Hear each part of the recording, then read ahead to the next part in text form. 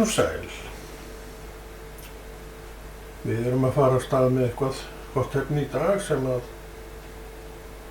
mögulega kallast starfssaga.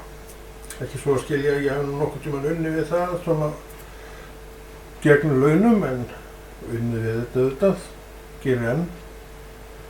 En það matreiðsla. Þegar ég var ungur maður þá kunni ég nú ekki neitt til þeirra verka og ég man eftir því að þá var ég á togara og fékk þar gott að borða, þurfti ekkert að sjá neitt til þessu sjálfur og í einni sunnudagsmáltíðinni borið fram kræsingar eins og alltaf áður og hann kemur kokkurinn með sósu sem var hvít og ég spyr hann, átti ekki til brúnasós? Ekkert málsaðan og svo fór hann fram með könnuna og kemur að vörmuspori aftur með brúnasós. Ég var alveg svoleiðis sjáftstopp á því, kom snöggur að þessu og lyfti manninum upp í hæðirnar fyrir hvað var snöggur. Þetta bara vegna þess að ég vissi ekkert hvernig sósa var gerð og ég held að þetta búa þetta til bara. Annaðhvort býr til brúnasósu eða hvíta, en sem alveg rétt. En þá vissi ég ekki neitt sem héti sósulitur.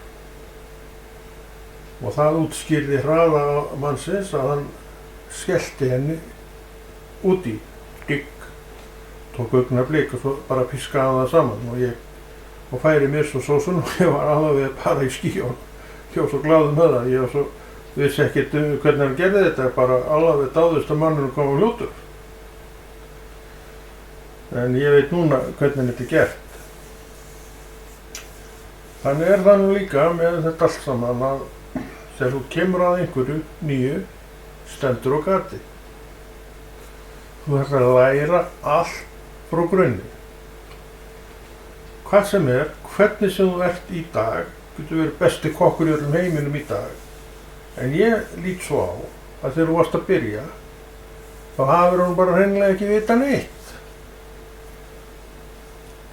Það segir okkur það og staðfestir bara lífið að við þurfum að læra þetta frá grunni. Og ég sem sagt fer að heiman, ég man ekki hvað ég var gamall. Og ég man bara það að þegar ég var að byrja að leigja sjálfur,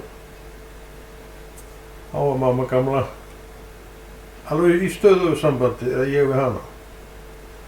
Og hún var að gefa mér á til þess að elda eitt og annað og gefa upp tímann á þessu og svona, þá var nú mamma betur en engin.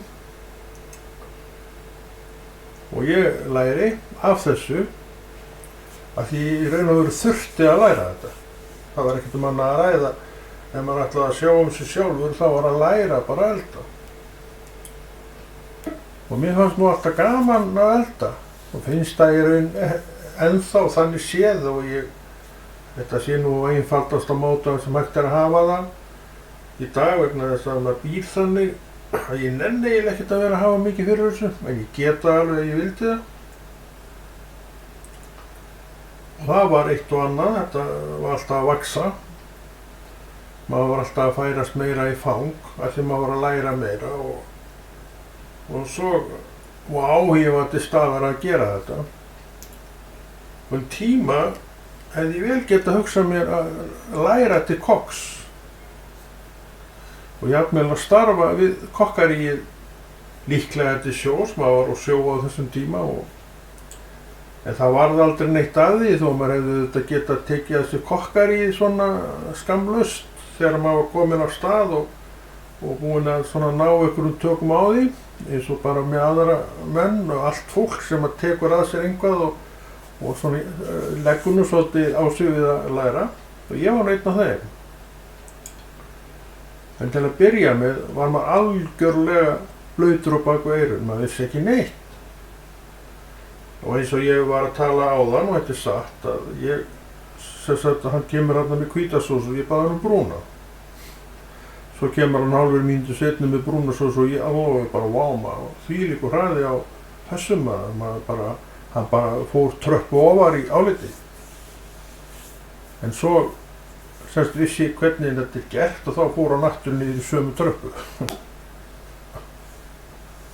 Svona gerir nú lærdómurinn kannski hnekkir ýmsu sem við vorum með upp í skíjum.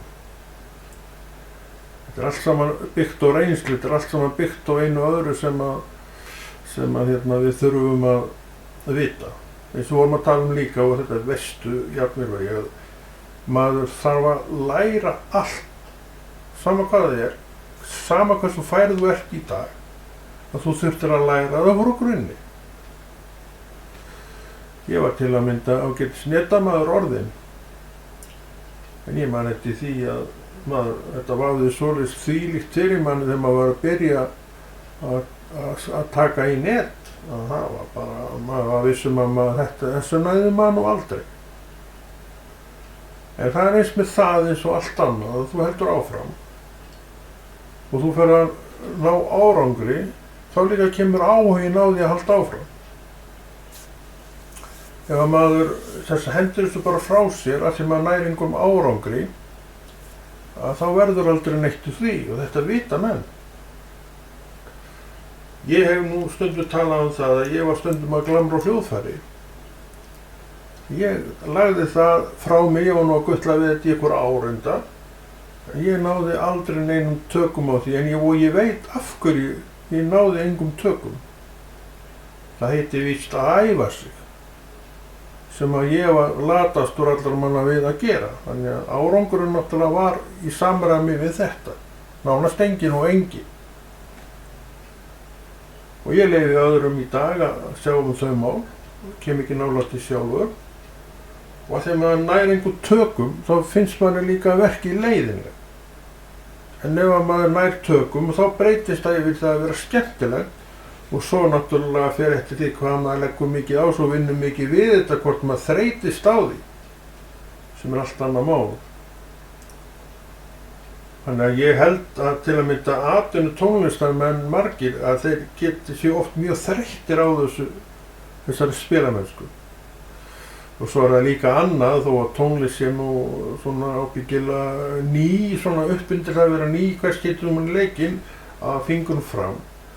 Að þá sé þetta nú svona sem vinna svolítið einhvert. Ég er náttúrulega að tala ekki af neinni reynslu þarna, en ég er svona að giska á það. Það er eins og bara með allt, ef þú ert lengi við sama, að þá, ef þú gætir því mikið, þá gætir þú fara að líta á þetta sem nokkuð einhæft starf. Kokkaríið er ágætis jobb, þannig séð, og kokkaríið ef þú vilt, og þannig er nú líklega með alla vinnu, að þú getur endalaust verið að bæta því í því fagi. En þú eru þó að vilja það.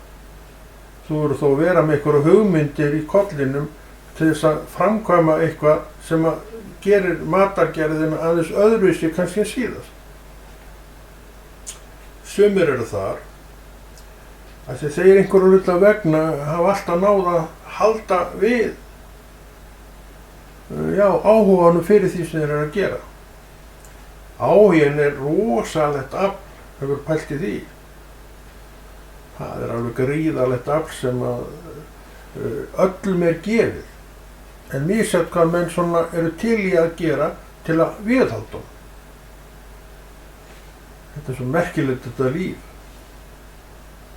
En það er matargerðin mín og mamma, gamla, hún blessuð sem minningarnar, hún leiðbeindi mér alveg eins og hún gat og var náttúrulega búin að elda ofan í börnin sín alltaf, þannig að hún kunni nú ýmislegt þar og það kom fyrir að ég eldaði heima og mamma var mjög þakklátt þegar ég nefndi að elda, þegar ég eldaði, því í raun og veru þá leiddist henni eldamennska. Þannig að við vorum ágætt saman þar, mér fannst gaman að elda tók að mér ofta að elda. En mér aftur á móti leiddist uppvaskið. En þar var mamma svolítið í essinu sínu. Hún sagði það, mér finnst gaman að vaska upp svo. Þannig að þetta var alveg bara, þetta small saman. Mér finnst gaman að elda, leiddist uppvaskið, henni leiddist að elda, strangt til tekið, hún sagði mér það einstinni, en elskaði uppvaskið. Svona er þetta nú misjafnt á milli manna, hvað menn hafa gaman að og líka annað. Þó manni leiðist einhvað verkið og þá er ekki þar með sagt að manni sinni hlíftið því að sinna því. En þarna kom þessi gaur inn og hann var að elda og eldaði oft í þetta. Sumir sem voru þá heima muna nú eftir því. Við gerðum þetta nú oft bræðurnir að elda til skiptis og vorum ágætis kokkar sumir á okkur. Og mamma vaskaði upp, allavega þegar ég var að elda þá vaskaði mamma upp. Og ég meira að segja tók að mér fyrir jól að baka. Hræriði allt maður og alveg svoleiðis bara ég liði með 10-12 sortir og klikkaði allt. Klikkaði ekki en svona, ég veit ekki af hverju, en kökurnar allar þar lágu saman. Þannig að það fór nú ekki alveg svo eins og átt að fara, en þetta var allt saman klárað, það vantaði ekki. Þetta var ágætis kökur en þær voru ekki upplyftar eins og kökur eiga að vera. Ég held að það var allar fallið, minni það.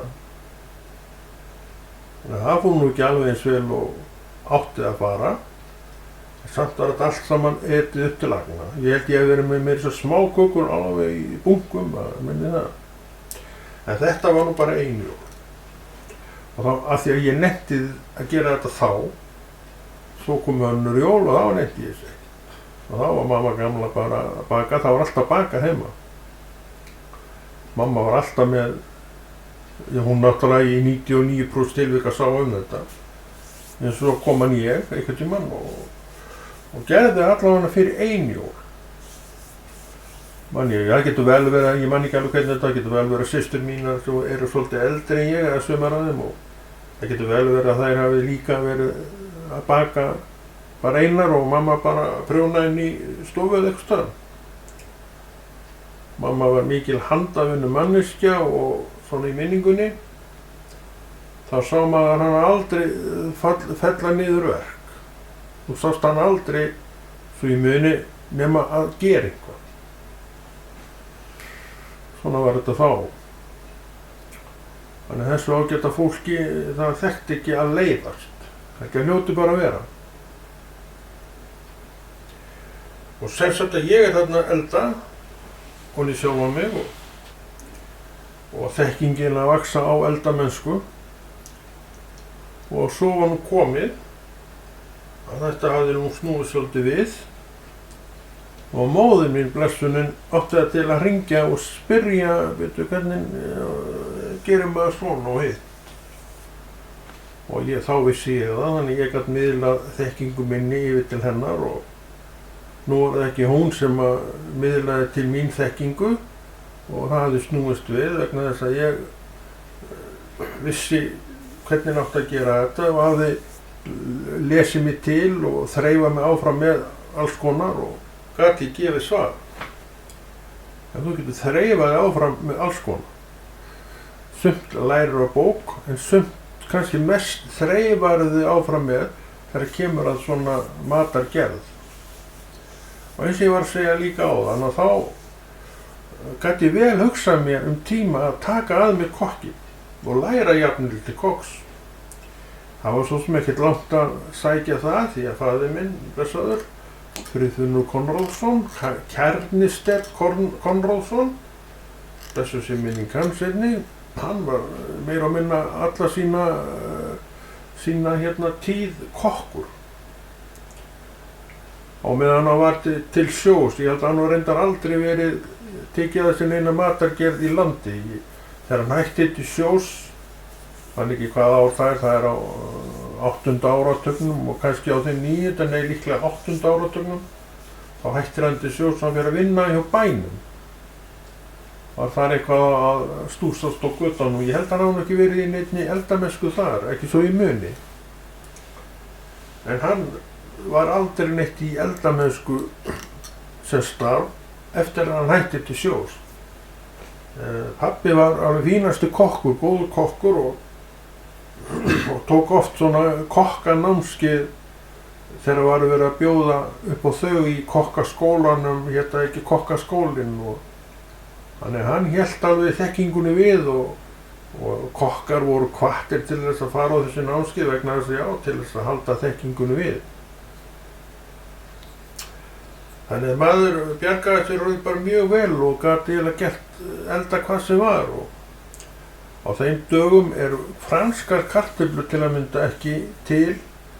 Þú varst að búa þær til sjálfur, og þetta gerði maður að bjóða til sjálfur, sneitti það niður í sneiðar og hafði eitthvað lag við að ná þeim fram góðum. Ég lærði það einhvers staðar að betra væri að tvísteikja þær, byrja á því að steikja þær í einhverja mínútur og láta það svo kólna og fullsteikja þær svo í seinni umferð, og þá fekk maður þær nokkuð góðar, bara fínar.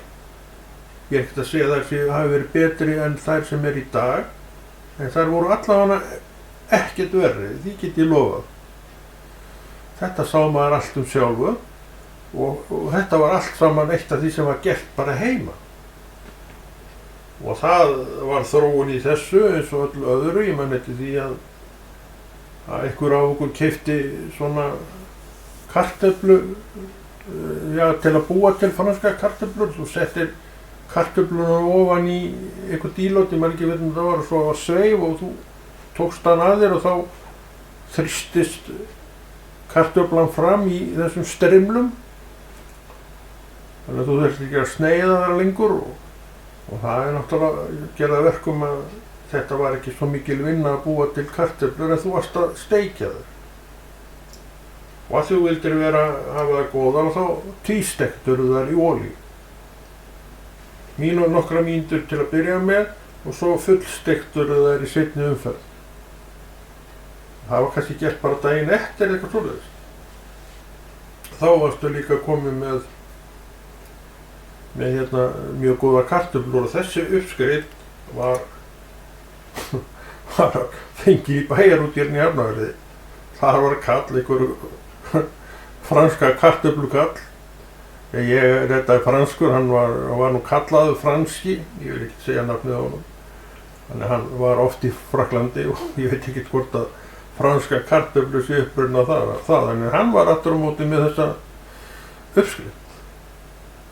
Og ég tek alveg fegin sendi við inn í maður og gera þetta svona, og jú, þetta miklu betra. Það fekk maður miklu betra bragð af þeim.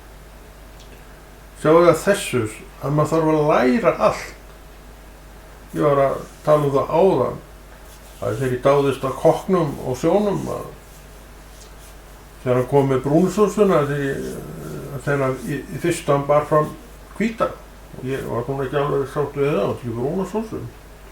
Ekki málið það, svo kom hann eftir hálfa mínútu og ég alveg bara vá. Þvílíkur hraði á kallinum maður. Ég held að hann hefði bara búið til nýja lögun. En svo veit ég að núna það til nokkuð sem heitir sósulitur, sem að þrýstir saman og þá spýtist liturinn ofan í deigið. Þannig að það, svo bara pískar maður það saman og þá kom brúnsósa. En þetta vissi ég. Kannski hlægilegt, og mér fannst það hlægilegt. Ég hló nú ekkert þá, ég var bara heillaður af manninu hvað hann hljótu. En svo þegar ég vissi hvernig það var gert, þá fór ég að hlæja. Það var nokkur mánuð seinna. Og ég hef oft hlegið að þessu síðan. Það er alltaf að hlæja góðum brandara seinna, því að þú lærði ekki að brandara sem þú fattar ekki. Og það var eins með þetta, ég fattaði það ekki. Því ég þekkti ekki aðferðin, vissi ekkert hvernig svona lagað var gert. Ég bara át mína sósu og fannst hún góð eða ekki góð, og eins og gengur. Hvernig er þetta í dag? Ég er orðinn 69 ára gamall og sé matargerðina sjálfur, svona í 99% tilvika. Já, 99% tilvika. Nema í þau skipti sem ég kaupi bara, nú var þetta að fóta allt sent til sín ef maður vill. Stundum gerir maður það nú, eða það kostar peninga. En ég verð nú bara að segja það, í dag maður nú svona 99% bara soðningarkall. Maður hendir einhverju fæðu í pott og svo síður hún í einu potti, allt í sama potti og svo étur maður það bara þaðan og án sjaldnast nokkurs meðlætis. Og já, ekki annað að sjá að maður braggist alveg þokkalega því. Og því maður eiginlega í dag nenni ég ekki að hafa svo mikið fyrir þessu. Maður einn, maður er ekkert að elda fyrir neitt, en þegar maður var heima þá var maður náttúrulega að elda fyrir sjálf og sjá alla hina og þá var þetta miklu skemmtilega. Og svo vorum við með þannig skiptinguna heima þegar móður mín blessunin var, hún vaskaði upp af því henni fannst það gaman og ég slappið að vaska upp af því mér fannst það svo leiðilegt. Mömmu hins vegar leiddist matseldin en mér fannst það hins vegar alveg bráðskemmtilegt. Svona átt að líka vera að ef einhverjum finnst eitthvað leiðilegt segjum bara heima og en þér finnst alveg bráðskemmtilegt þá bara gerir þú það. Og sleppur þú við að gera það sem þér finnst leiðilegt af því að hinni manneskjunni kannski finnst það bara mjög flott. Þannig að verkaskiptin liggja bara fyrir. En það breytir ekki hinu að maður þurft að gera öll verk í dag af því að annað ekki að ræða. Það var til að mynda þvott og kom aldrei nálægt neinu svoleiðis. Þetta var bara þegi fyrir mann og svo fekk maður þetta sama brotið í skúffunni sem þetta vanlega var. En svo breyttist það líka. Og þetta að fá að þvo allt af sig sjálfur og það gerir maður ennþá þetta í dag. Ég er bara með þetta í viku sem ég tek frá undir þvottinn og ef ég það ekki, þá er ég bara með óhreint taug. Ég veist að þú vill það ekki og það ekkert annað að ræða en að vinda sér þá bara í þetta. Og það tekst nú yfirleitt alveg þokkalega því að fullorðinn maður og nú alveg ekki að bjarga sér. En þetta er svona saga eitthvað, kannski saga það að við þurfum að læra allt. Það kemur ekkert fullskapað upp í hendurnar á. Og hver getur ekki tekið undir þetta og hver hefur annað en þurft að hafa mikið fyrir því sem hann að læra því að þú sér þetta fyrst þá er þetta bara hebreska, þú skilur ekki neitt. Og þá er gott að geta haft aðgang á mömmu til að mynda þess að til að leiðbeina mann í matargerðinni og í allir svona flestar mömmur sé nú ekki svona með grunnatriðin handa strákunum sínum og stelpunum þegar að þetta fólk fer að búa eitt eða stofna heimili, ég hugsa það nú. Ég hugsa að sé nú bara það algeng að menn hringi nú í mömmu og fái leiðbeiningar þaðan og svona heldur þetta áfram. Svo verða menn sjálfstæðir í þessu og fara svo að jafnvel að kenna þeim sem kenndi. Ef að menn eru duglegir og bæta við þekkinguna þá er aldrei að vita nema bara mamma gamla hringi eða hvernig gerum við þetta? Hún gerði það stundum mamma. Þá er ég komið fram úr henni. Þetta er skemmtilegt.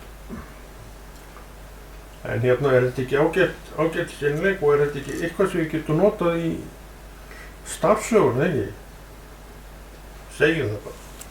Smá svindl kannski. Þetta hef ég unnið við þetta. Að vinna heima þessu, það er ég.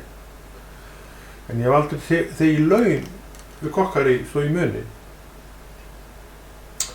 Við segjum þetta gott og Konráð litli kveður.